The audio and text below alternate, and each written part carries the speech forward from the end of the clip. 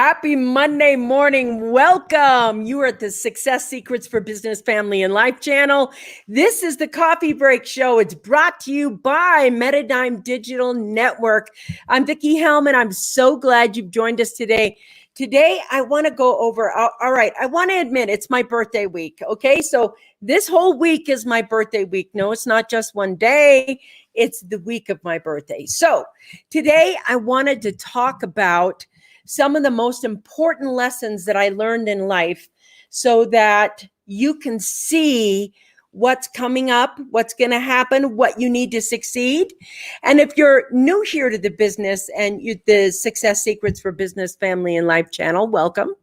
This is the Coffee Break Show. We go live Monday through Friday. We talk about tips, tools, techniques, inspirations, motivations, and we talk about things that are going to help you bring thrivability into your life. And right now, thrivability is kind of on shaky ground. And so it's Monday, and I just want to say welcome for Monday. And I really want to have a serious conversation today for people who want to achieve. So if you're an achiever and you want to achieve and you want to have more success and you want to have more, you want to have a sense of well-being, a sense of confidence, a sense of a way forward during this pandemic, then this is the conversation for you today. And today it's going to be about what they want you to believe and the reality of what it's going to be to achieve in a post-pandemic economy. So back in the day, and I would start with the early 2000s, when the internet came on, we have overmade promises. I remember back then you could get how to make $100,000 in 30 days. And you're like, oh my God, $100,000 in 30 days. Is that even possible? So, of course we went to the internet and we went back on those things and we were like, okay, it's possible to do this. But then when you started, you realized that you had to have a whole bunch of skill sets that you didn't have in order to make that 30 days maximize to make you $100,000 in 30 days. So good morning. Hello, everyone. I like this. Happy Monday. And that's right. It's happy birthday week for me. That's right. Happy birthday week for me. Happy Monday. Good morning. Love the pink Hawaiian shirt. I got this at a birthday party yesterday, and I told him I would wear it today. So I am. I have a palm tree shirt too. See? But just don't have the guts to wear it. Man, sometimes a girl has to have palm trees. Hey, Lisa, nice to see you on. Hello, glad you're with us today. So today we take a look and we move forward and we take a look at our lives and we're trying to get ahead and we're thinking, how do I do this? What do I do? Where do I go? Most of that's going to start with the attitude. And here's what I want to let you know. The other day I was hanging out with some friends and they were talking. And one of the things they were talking about is what they don't like to do. It's like, well, I like this part of my job, but I don't like this, so I'm not going to do it. And I was like, that's an interesting thing to say. How can you be an entrepreneur and be like, well, I don't like this part of my business, and so I'm not going to do it? Well, that's because in the 2000s, we started getting the outsourcing buzz. If you don't like to do that work, you don't have to do it. You outsource it to someone else. And so what happened was people got to believe that they could get to $1 million or $100,000 or $500,000, wherever you are on that scale. People started to believe that they could shortcut their way to $1 million. And that attitude it's so infiltrated in our society that you can shortcut your way to anything, that people believe they can have the achievements and the success they want if they somehow shortcut it, because, well, the internet helps us shortcut it. And so I'm thinking, could you imagine if you're an Olympian right now, if you're an Olympic athlete and thought to yourself, well, I could shortcut my way to a gold medal. I mean, I'm a good swimmer and all that, but wow, I could shortcut my way to a good medal. I could get that gold medal. I could stand on that stage, and I can do it by shortcutting. Imagine the disbelief people have. I mean, if you took a look at some of the greatest swimmers in the world, do you think they really shortcutted their way to success? Well, we believe that outsourcing or shortcutting in that way And I see this outsourcing is fine, but not upfront work is critical. No shortcuts. But that's the thing. We've been told we don't have to know. Sorry, we're going to pop up here. We've been told that we don't have to really try hard, that we can go ahead and shortcut. And where did that thing go? You guys are talking so fast. Good morning. Good morning. Good morning. Yes, attitude is everything. That's correct.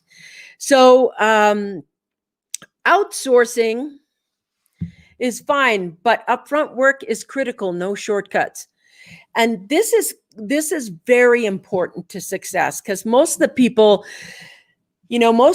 don't know how badly I spell. And I have 40 books out, and I'm constantly yelling down the hallway to the other office. We have another office in the back, and say, Robin, how do you spell this? Or Karen, how do you spell this? I want to let you know, Karen and Robin know how badly I spell.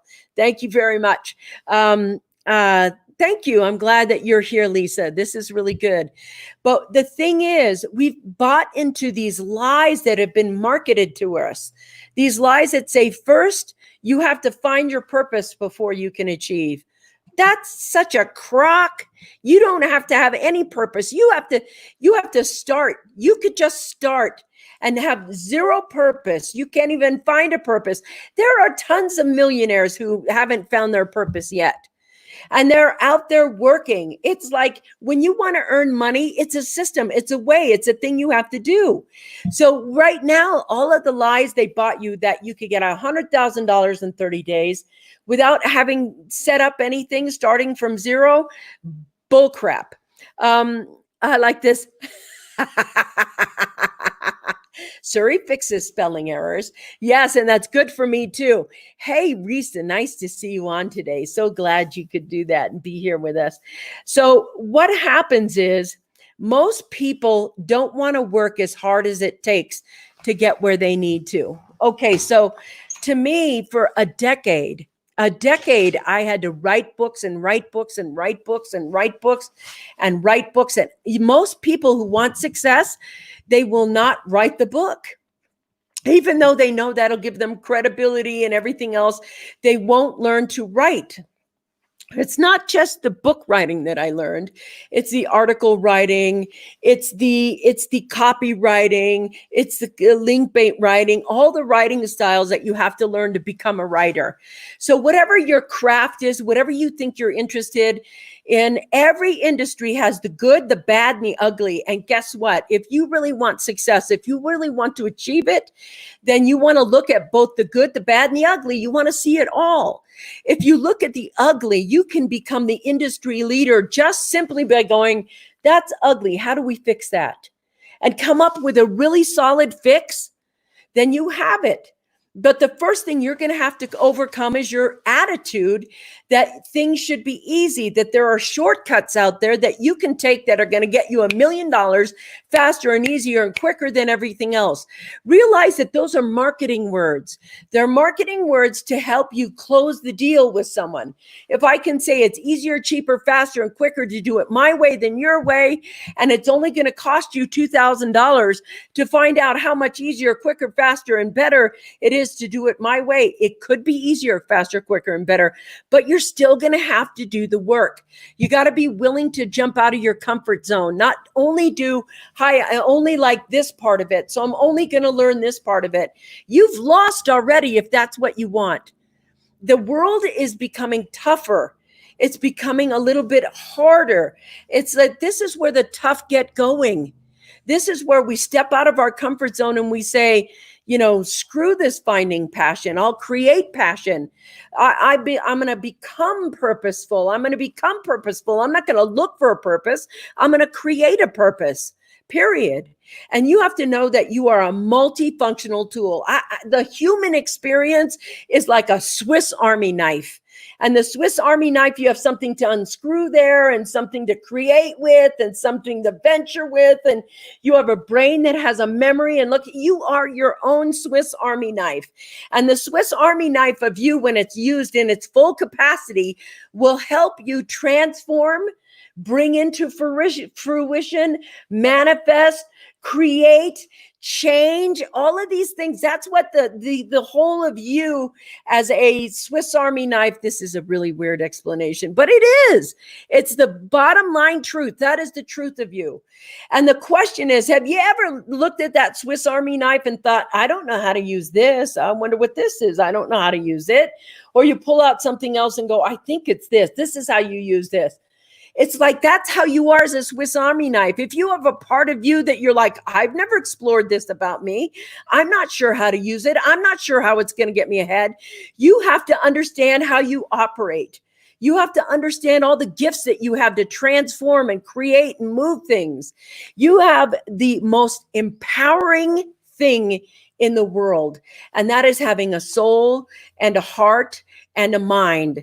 And those three things together, when they're operated correctly instead of incorrectly, can go ahead and help you grow and make a certain type of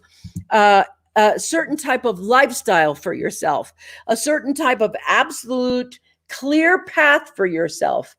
And here's the thing, there is no shortcutting.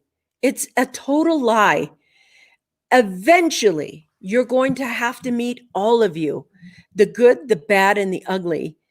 And then when you can look at all of you, the good, the bad, and the ugly, and just, it's like all you get to do is know that this is you and this is how you operate. And sometimes the ugly comes out at the right time. When somebody's taking advantage of you and pushing your buttons and pushing you and trying to do that, you're having a loud, no, knock it off. That's ugly, but you may need it. So then it becomes a tool for you. You have to know how to use the tool of you. So I want to talk about the reality of this. Okay. I want to just put this in perspective. Right now, if you've been watching any part of the news right now, if you've seen any part of the news at all, you have seen all the flooding that is happening in China. Yes, it got hit with a pandemic, and now it's got biblical floods. The biggest floods they've ever had. The rain won't stop. The second part of the rain is coming, and it has been colossal. They have colossal damage. Millions and millions of people are homeless right now in China. Millions and millions and millions. And that's not going to stop. There's a possibility. I'm not kidding when I say this, because remember, there's over 1 billion people in China.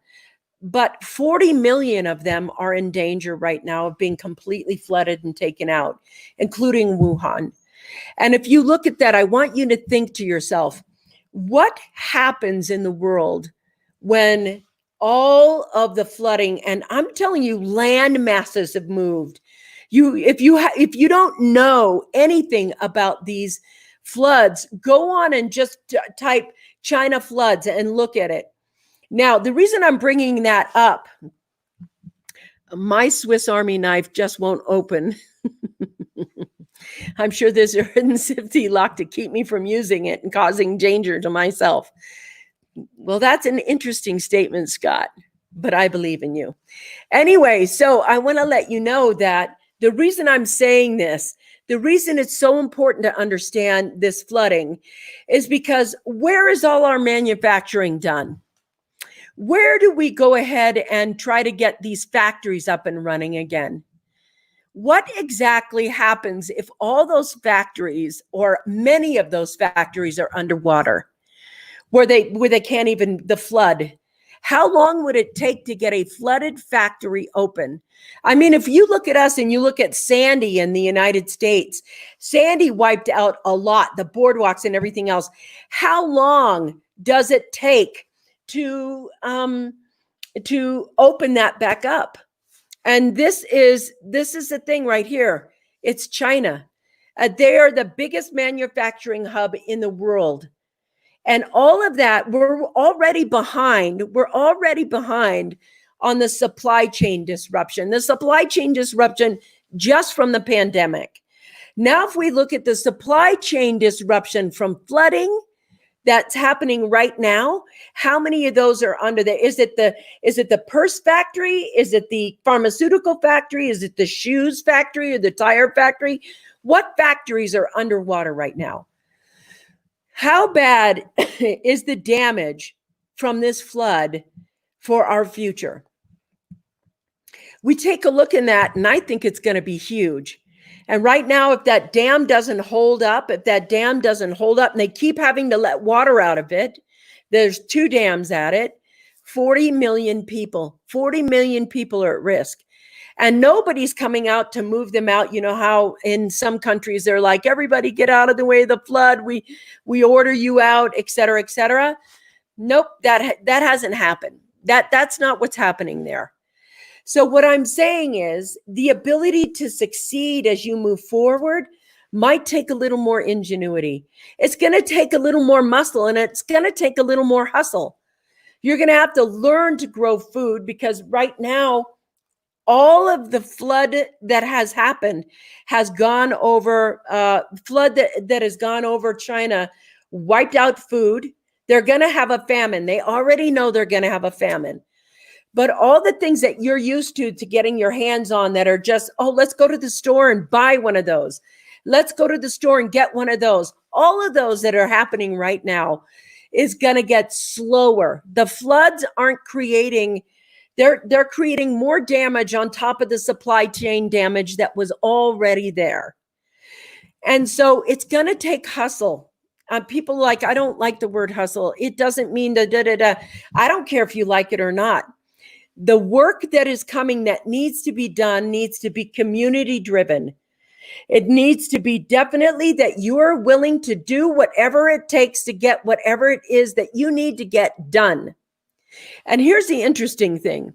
I have a friend of mine who I love very deeply, and you guys know him. He's Donnie, and he's like, Vickie, we got to get some greenhouses built.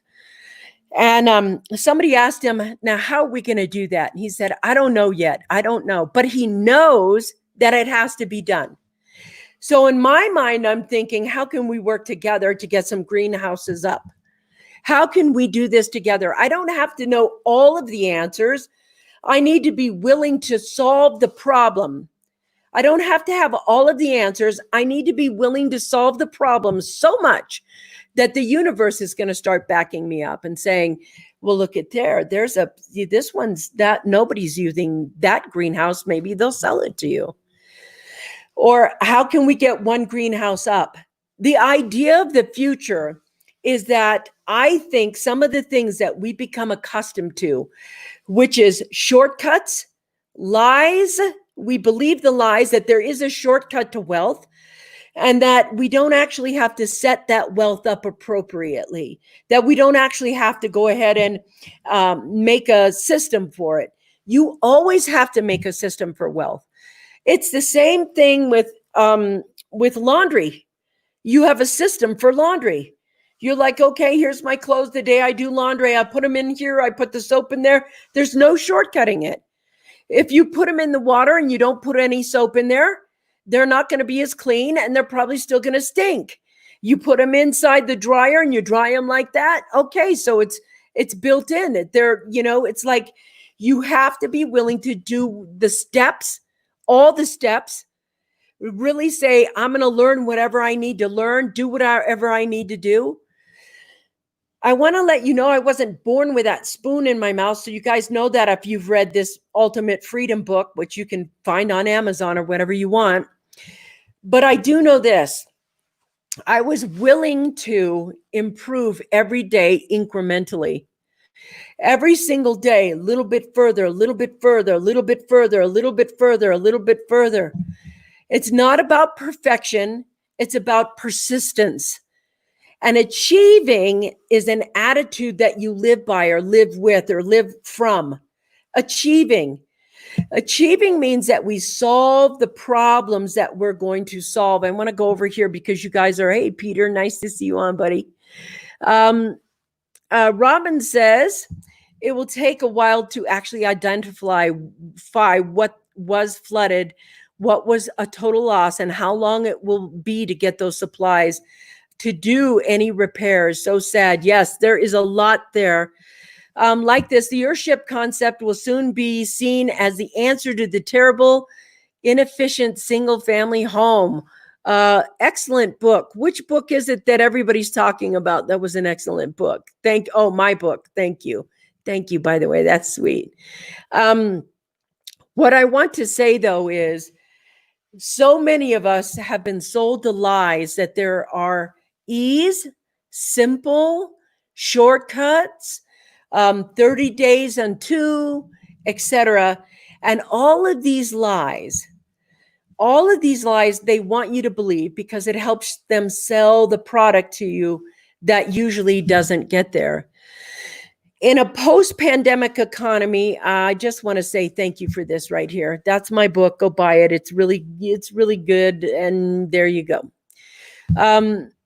It's going to help you in times like these. You want to find somewhere the part of you that is inside that is willing to go that extra mile.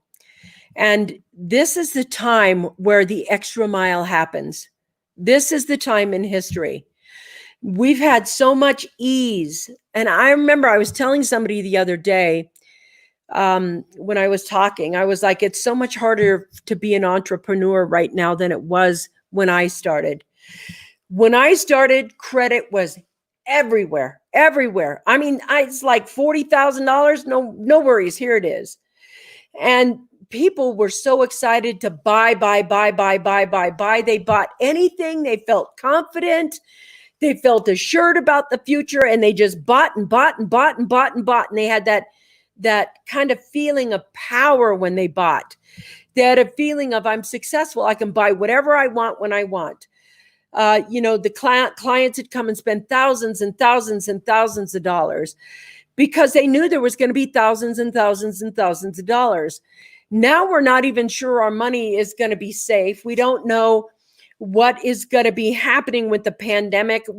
All we know is that, especially in the United States, the rest of the world is like, how did they get there? The richest, most powerful, most innovative country in the world, and they can't even get control of the pandemic right now. So what is the future going to hold for you? The future is going to hold for you supply chain issues that are still there. Right now, Scott, isn't there a second wave of storms right now that is going to hammer China? And I know that they are going to hammer other countries. Canada just got hammered as well. These flood things, these are going to go. There is, I love this right here. I'm just going to stop. Ambition is the path to success, and persistence is the vehicle you arrive in. So there is something so important. Places like hotels are not taking cash right now. Look at that. This is the thing right now. Our future is so much. This is where, what is it? In nature, it's survival of the fittest. And we're going to be kind of in that. It's the survival of the fittest, the strongest, the person who's willing to go out there and do it. So it is war, welfare, and waste. That's how we got here. War, welfare, and waste. And so when we get to the point where we take a look at it, all the economists, there's a debate between the economists around the world. They're like, we're going to go from 2020 back to 1945. No. And some say, no, 1929, 1928. And as we take a look at the things, the big stores closing, the thing that's being disrupted is the supply chains that put stuff in the store. And it used to be that you had a lot of homemade supplies. Every country had their, made in Hong Kong, made in Australia, made in Canada, made in the US, everybody had their little made in what country. And it was a sense of pride when you had manufacturing back then. There was a sense of pride and craftsmanship to your work when you had that. And I think anybody who knows anything right now about those floods knows that cottage industries are going to come back. Those micro businesses are going to come back. And we're going to be able to, do some things that maybe in the past hasn't been here. So for instance, in my day, we used to have shoe stores and shoe fixer stores where you took your shoe to I know it is a cobbler. What do they call it? What did they call those shoe repairmen? you took it to a shoe repair place and they repaired your shoe for you and gave you the shoe back. And I wouldn't be surprised if we saw some of those kind of things coming back, as shoes suddenly are like, where are we going to get these factories up? How fast can we transfer our factory from China to some place that is going to work as well and as cheap and as everything else as China did? We don't know when that's going to be. We may see shortages in things like, I don't know, Nike, who knows? Let's see. Friends went to check in and they did not accept cash at the hotels. Wow, that is something. Let's see. Karen, let's look down here. But also took a product from start to finish. They didn't piecemeal the product all over the world. Yes, that's right. From start to finish, the product was made in country and everybody did that. Cottage industry, micro businesses, they're going to be on the comeback scene. I'm happy to hear about that. These are the small businesses that'll come back and help grow the world, even if it's like you suddenly were making preserves or baking, or it's going to be different. We're not going to be seeing, because of these floods, the immediate ramp up of all these factories and the shipping and everything else. Eventually we may, but when they ramp up and they rebuild these factories, they're going to do it with robotics and AI and things like that. And it's just going to be rolling up. And that's going to be the future right there. Funny Manual is so tight, he won't buy new shoes. He won't buy new shoes, so he glued them. And while letting it set, the duct tape the shoe. Yes. We're going to see some things. It's like, I remember the shoe stores in our area when I was a little girl, and we always had to wear Oxfords to school back then. It was just how it was. But we're going to see probably clothing that needs to be made in the US, and all those t-shirt companies where, you had that China supplier who always supplied you with all the t-shirts, and you put your emblems or sayings on what your t-shirts was and sold them to everybody out in the, internet sphere or wherever you are online. That may be not going to be so popular. Hey, Jane, nice to see you. One of the things that's going to be important is the type of business that you open in the future, the type of industries you go into. If you can make it country centric, it doesn't matter what country you're in. Robin said it right earlier, sourcing everything that you need for your company in your country is going to be really healthy for you to do at this point. Thank you. Thank you. That's really sweet. Thank you. But we're a Swiss Army knife, and we have all this good stuff, and we're not even using part of our good stuff because our brain comes on and goes, I don't like that. I don't want to do that. And this is kind of that way. And there's some part of you that thinks you can have success while your brain is going, I don't want to do that. Can you see? It's like, I could see some of these swimmers that won all the gold medals, and they have to go to the gym and work out and lift weights. And that's probably not fun for them. And I could see them going, gosh, I don't like this. I don't want to do this. I don't want to do this at all. It's like, if you want to get there, you have to be willing to do the good, the bad, and the ugly, the fun and the not so fun, and the stuff you hate. If you get to the point where you look at your business and you say, I don't like to do this, but I'm going to do it anyway because it makes my business healthy, it makes my business strong. And you also have to think about yourself as a business partner. Imagine being a business partner and sitting around and going, oh, God, I don't like that to do that part. So I'm going to move that to someone else. Somebody else do that because I don't like to do that. Just imagine what that might be like. Or hearing that from inside, like, so you want me to do the work you hate, plus the work I hate, plus the work I like, and you'll do what you like. Think about that for a second. If you want to win, it takes all of you. It's about stepping out of your comfort zone. It's about growing. It's like having a baby. Everybody is like, oh my God, here's my newborn baby. And ooh, it pooped. Nobody likes to clean the diaper. Some guys are even gagging while they clean the diaper, but they clean the diaper. They clean it and they get it done, and they do it well because they love that baby so much. And that's kind of like what happens. You have to get used to stuff you don't like. Now, I don't think there's anything perfect about anything, because your mind loves to make things imperfect. It loves to give you stories about how hard it is or how you don't like it. Or what if you actually were so good at it when you're done? You're so good at it, you think, dang, I'm really good at that. And that gives you a sense of a reason why you like suddenly doing what you think you hate to do. Remember, it's only, I think I hate to do this. Not, it's like, I think I hate to do this. So today, that's what I have for you. I just want you to know that it's going to take all of you, all of your Swiss Army pieces to get through what's coming on our way. This isn't the happy, friendly, normal conversation, but it's a reality check, because these floods have really made it so that we have to pay attention to this. A funny one. Ew, it's poop. Yep, that's just have to clean it up, and sometimes it stinks. That's right. You just have to do that. You need to find that part of you. You know, your ancestors had that. Your ancestors had that.